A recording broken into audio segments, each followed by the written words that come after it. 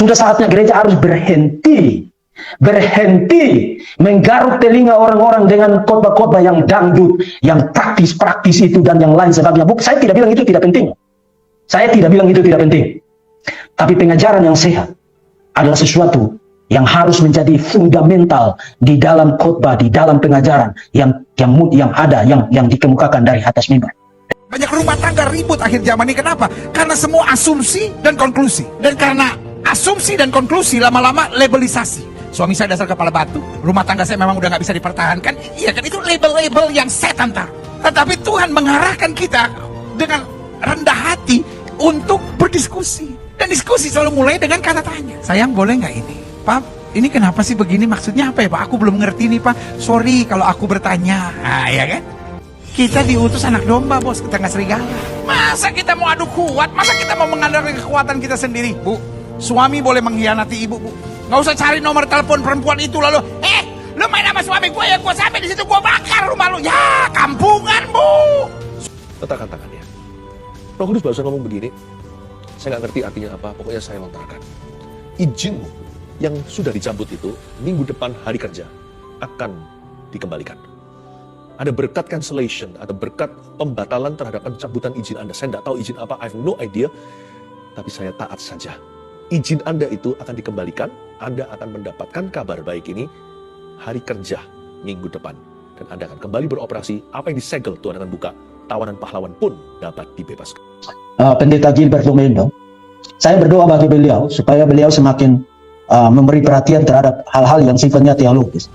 Karena pada akhirnya, jemaat itu tidak berdiri kokoh di dalam dunia ini, mampu membendung serangan-serangan dan tipu muslihat iblis dan setan hanya karena kamu ngajarin mereka tentang bagaimana mengatur keuangan, bagaimana menangani kesepian, bagaimana menangani amarah, bagaimana menenangkan diri dan lain sebagainya. Kalau hal-hal itulah yang dibutuhkan oleh jemaat, Tuhan akan mengirimkan psikiater, Tuhan akan mengirimkan dokter, Tuhan akan mengirimkan ekonom, Tuhan akan mengirimkan sosiolog. No!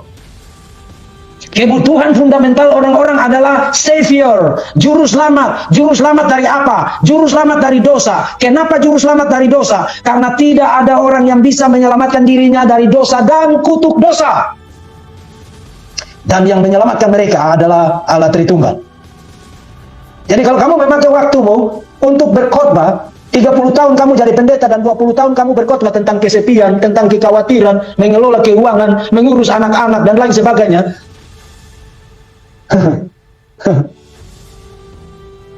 Betapa kasihannya pelayananmu. Betapa kasihannya pelayananmu. Karena bukan itu yang dibutuhkan oleh orang-orang. Yang paling dibutuhkan oleh orang-orang adalah Injil Tuhan Yesus Kristus. Setiap kali firman diberitakan, dan kalau Injil tidak diberitakan, maka you sedang mengkhianati Kristus. Injil harus diberitakan. Setiap kali seorang pemberita firman membuka mulutnya, sebab Injil itulah yang menyelamatkan mereka dari dosa dan maut. Karena Injil adalah kekuatan Allah, the power of God for salvation, untuk keselamatan. Mereka hari ini bisa menangani kekhawatiran mereka, bukan berarti minggu depan mereka tidak khawatir lagi. Hari ini mereka bisa mengelola keuangan mereka dengan baik, bukan berarti tahun depan mereka tidak boros.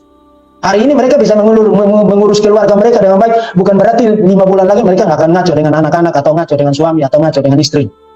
Jadi Yung memberi perhatian untuk hal-hal yang remeh-temeh di dalam kehidupan orang, ketika substansi kebutuhan fundamental dari orang-orang untuk mereka dengar dari mimbar tentang keseriusan, maha seriusnya dosa, dan tentang kebutuhan terbesar dari manusia akan kasih karunia Tuhan, anugerah Tuhan di dalam Yesus Kristus yang diterima melalui pekerjaan Roh Kudus, karya Allah Tritunggal bagi hidup dan keselamatan mereka. Kalau itu tidak engkau beritakan setiap kali engkau membuka mulutmu di atas mimbar, engkau adalah pengkhianat Kristus.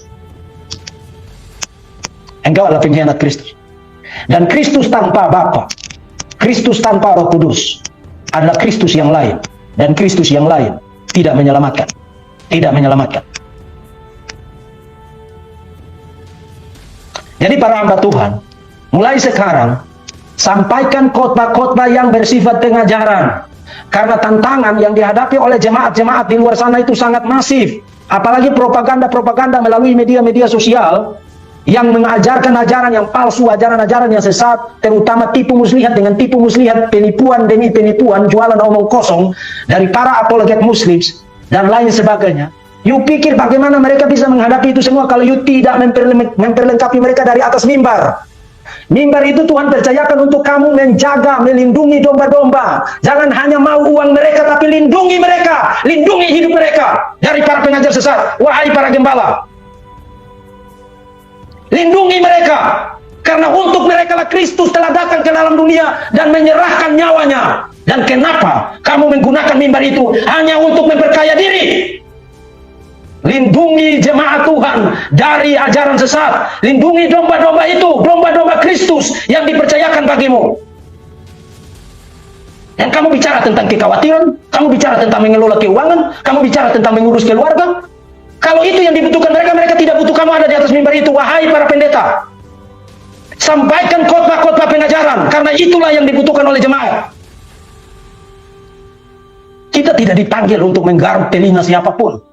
Kita tidak dipanggil untuk menyenangkan hati siapapun. Persetan dengan telinga itu, persetan dengan perasaan itu. Tapi kebenaran harus diberitakan dan mereka harus dilindungi. Saudara-saudara, saya mau kasih satu contoh begini. Saya mau kasih satu contoh begini. Kalau kamu adalah teman saya, yang saya percayakan kamu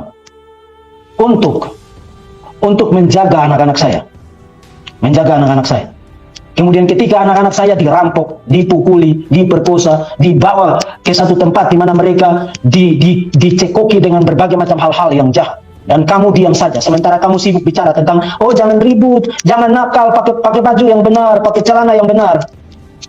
Orang pertama yang akan saya cari adalah kamu. Kamulah orang pertama yang akan saya cari dan akan saya hajar duluan adalah kamu. Begitu juga dengan Tuhan Yesus. Saudara-saudara, para gembala, para hamba Tuhan, para teolog, para pendeta, para pemberita firman, jemaat-jemaat itu, ketika sedang dirongrong oleh ajaran sesat, lalu kamu diam saja, dan atas nama relativisme, atas nama postmodernisme, atas nama menjaga perasaan, lalu kamu bilang, oh tidak perlu bilang orang sesat, mari kita singing kumbaya, yang penting kita aman-aman saja. Ketika Yesus datang kembali, kamulah orang pertama yang akan diminta pertanggungjawaban oleh Yesus, dan kamu akan membayarnya dengan harga yang genap. Kamu pikir ini soal perasaanmu?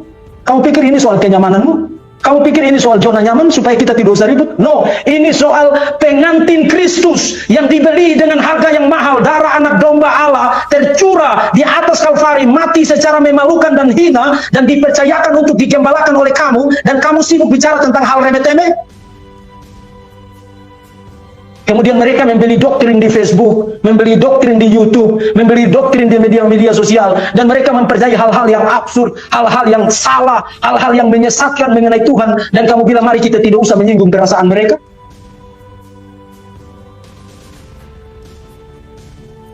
Hari ini berhenti membuang waktu, saudara-saudara yang Kristen, para jemaat yang hari ini mengikuti presentasi ini. Kalau gembalamu, hamba Tuhanmu hanya sibuk dengan khotbah-khotbah praktis yang meskipun dia tidak kasih tahu kamu sudah tahu. Mari kita saling mengasihi, semua orang udah tahu itu. Jangan mencuri, semua orang udah tahu itu. Jangan korupsi, semua orang udah tahu itu. Kalau hamba Tuhanmu sibuk dengan itu, tarik dia turun dari atas mimbarnya dan suruh dia bertobat. Saya tidak butuh kamu ada di atas mimbar itu untuk kasih tahu saya itu. Kasih tahu saya tentang juru selamat saya. Kasih tahu saya tentang Bapa dari juru selamat yang mengutus anaknya untuk menjadi manusia. Kasih tahu saya tentang Roh Kudus yang memateraikan saya dan yang menjadi arabon, menjadi jaminan bagi saya sehingga saya memiliki sandaran yang kokoh untuk diselamatkan. Kasih tahu saya itu, atau jangan kasih tahu saya apapun juga.